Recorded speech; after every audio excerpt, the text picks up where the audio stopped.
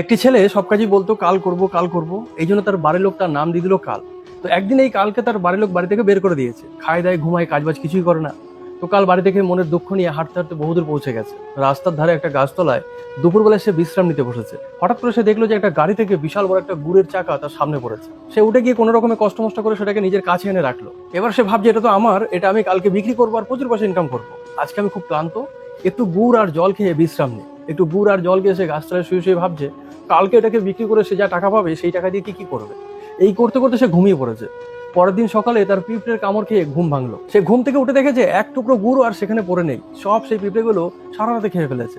এবার কাল তার নিজের মাথায় হাত দিয়ে বসে ভাবছে যে আমি কি ভুল করেছি। আমি যদি এটাকে গতকাল বিক্রি করে দিতাম তাহলে অনেকগুলো পয়সা পেয়ে যেতাম, তা দিয়ে আমি অনেক কিছু করতে পারতাম।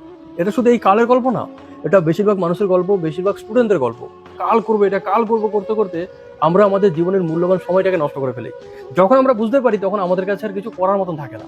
তাই যেটা কাল করবেন সম্ভব হলে সেটা আজ করুন, যেটা আজ করবেন সম্ভব হলে সেটাকে এখন করুন। ভালো থাকবেন সবাই।